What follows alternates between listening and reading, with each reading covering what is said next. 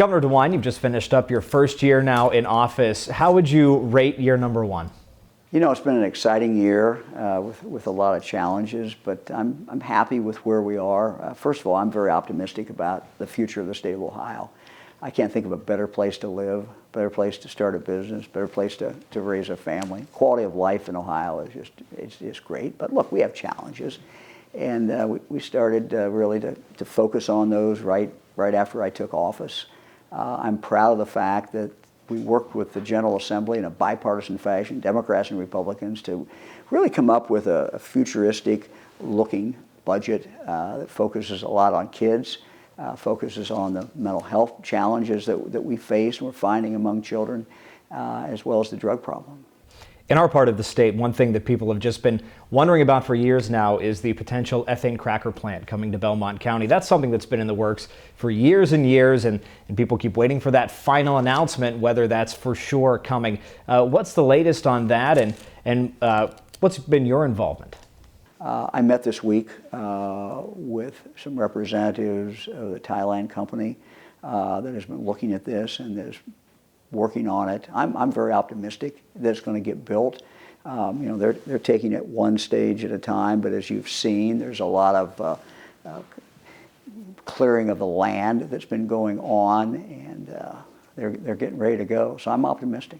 Yeah, sure. Already major investment in just clearing that land. There is a concern from some about the environmental impact of something like this coming. So what can the state do to sort of quell those fears in people who want the jobs to come, but also don't want those long-term that they perceive health impacts? Well, it's not inconsistent to want jobs and at the same time to want to make sure that the company that's providing those jobs is in fact following the law. And so that's why we have regulatory agencies in the state of Ohio. We've been working with them. It's our experience that you're better off working with a company from the ground up, literally, to make sure that they are in fact complying with the laws. And so we're confident that we're going to be able to do both things, create the jobs, see the jobs created, but at the same time make sure that the environment is protected. If it does happen, what kind of boost economically can that region see as well as the state as a whole? Well, first of all, it's going to be billions of dollars that's going to be put in immediately in regard to construction. It's going to be a long construction. You're going to see a lot of jobs created because of the construction. But then you're going to see the long-term economic impact. And I am told, certainly not an expert in this industry, but I'm told that what you're going to then start seeing once the company is moving forward and the plant is moving forward, you're going to see downstream other companies that are going to spring up that as a direct result of what that company is doing. So we look for an impact not just in Belmont County. We think in the entire region, that eastern side of the state of Ohio, we're going to see a real impact. One big issue going on right now is talk of an old landfill getting purchased and then repurposed into a new landfill. And a lot of people in our part of the state are concerned that Ohio, and specifically our section of Ohio, is becoming a dumping ground for other states. A lot of the garbage that we see at the landfill that already exists, Apex landfill, and this new potential one at Cross Ridge, is coming from New York, New Jersey. Do you share their concerns? Well, I always share the concern about garbage coming into the state of Ohio. What we can do is make sure the regulations are in fact being followed. We have court decisions that limit what we can do because of the Interstate Commerce Clause. As much as we hate to think that garbage is interstate commerce, under the court's rulings it is. And so we are limited. You know, we can't put a wall up there and stop it from coming into the state, but we can regulate, and we intend to do that. Let's talk about the gas tax. The gas tax has been around for about half a year now. How do you think things have gone so far, and what kind of benefit is that extra revenue going to have for the state? Well, I tell people there's good news and bad news in regard to road construction. The good news is there is road construction. The bad news is there's road construction, right, and we're seeing it.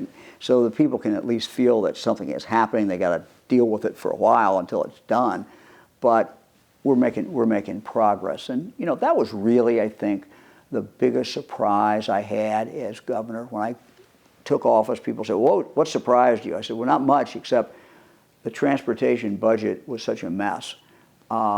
And we had been in a situation in Ohio for the last decade. We'd borrowed a lot of money. We'd spent a lot of money. Money was gone. We owed a lot of money in regard to our roads. And so we had to take action. And I'm glad the General Assembly in a bipartisan fashion agreed to do that. And I think people now are starting to see that the bridges are starting to get fixed. Our roads are starting to get fixed. We have about 150 hot spots in Ohio that's been identified by local communities and the Ohio Department of Transportation as places that are dangerous where we can fix an intersection or fix a road, and we're focused on that. As a general rule, people don't like additional taxes. So when that was being Nobody proposed, likes taxes. right, there was a lot of consternation about that. Do you think the attitude has changed, at least for the most part, in what you've seen since it's been implemented and since those projects have begun? Well, you know, I don't hear a lot of complaints, but I'm sure people are still out there who are complaining. Look, they're paying this every time they fill up their gas tank. But they also know that every penny of that has to go to the roads. It cannot go for other things. The state can't take that. The state legislature can't take that and decide how to spend that money in something else. So the money that they're paying at the gas pump is going directly into the roads that they are using. How important is that to have that money earmarked for specific things? It's in our Constitution. Our Constitution says, since 1947, our Constitution has said that money has to be used for highways. And I think it's a good thing because I think it gives people some confidence that when a gas tax is passed, that money is going to go where the politicians tell them it's going to go. Now there is a fee, a yearly fee that's charged to hybrid car owners. So why is that in place right now? Is that simply because they don't use the pump as much as people who don't own hybrids? Well, the legislature, as we work with the legislature, we had to try to figure out how you're going to deal with electric cars, how you're going to deal with cars that aren't using as much gas or aren't using gas. And so this is the compromise that came up, that they should pay something, an annual fee. What we're going to see is we're going to move more and more to electric cars. I don't think anybody knows how fast that's going to come. We were delighted, by the way, to see and to help General Motors announce that there's going to be additional jobs in Lordstown, and that's going to be because there's going to be a battery cell factory there. But that's an indication that Ohio is moving into this next phase of the auto industry. Let's talk oil and gas money distribution. It's no secret the state of Ohio's had a big oil and gas boom in the last few years. But a lot of that money then goes back to the state and then gets redistributed. Many in the communities that have heavy oil and gas traffic say that's simply not fair. Their community should be seeing a higher benefit than, say, Columbus or a specific location that doesn't necessarily have those trucks tearing up their roads and those houses being built and everything else. What's your reaction to that? Well, I think they have a good point. And in fact, we've not made any announcement on this, but we're looking at a specific fund at the Ohio Department of Natural Resources where money is paid in regard to oil and gas. And that fund is created for the purpose of dealing with problems that might occur. We're looking at this fund, and we're going to work with the General Assembly to see if some of that money can be, in fact, used in those communities where we've seen the drilling, but there may be some needs, public health needs in that particular community, for example, in regard to water. So we're going to see if we can use some of that money to keep into those local communities. One complaint we hear from local governments and local communities, like you just mentioned, is that they're being forgotten by Columbus. What's your relationship been like with those local municipalities and local leaders? Well, I grew up in a small town. My wife and I live in a township. We don't live in Columbus. We don't live in Cleveland, Cincinnati. We live in a small town, actually out in the country, close to a small town. So I get it. We're a local government state. We are a state that delivers most of our services locally. So we have tried to be, in my administration, a good partner to local communities. We've doubled, for example, the amount of state money that is going to children's services locally.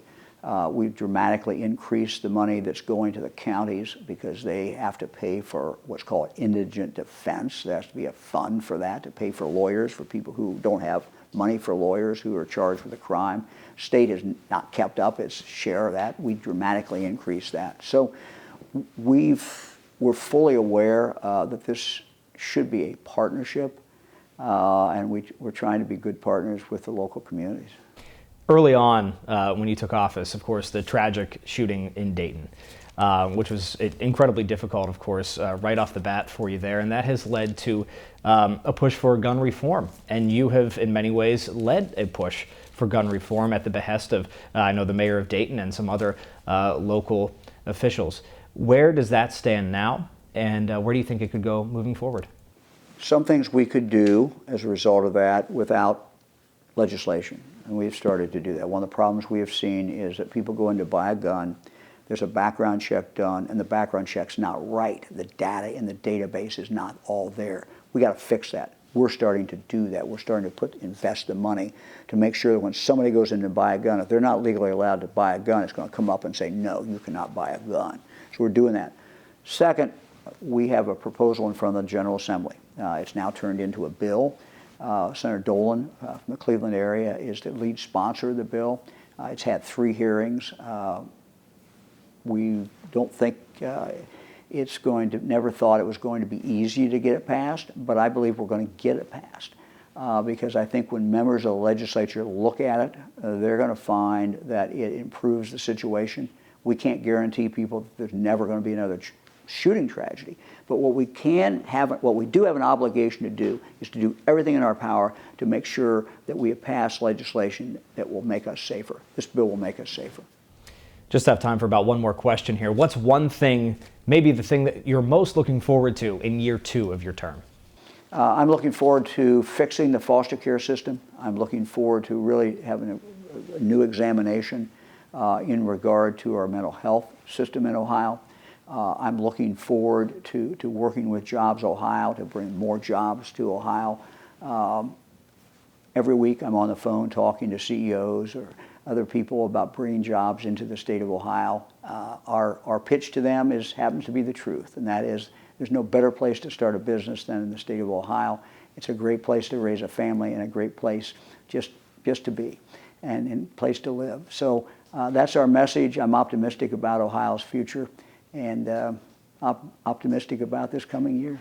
Governor DeWine, thank you so much for your time. I appreciate you having us. Good to see you. You too. Thank you.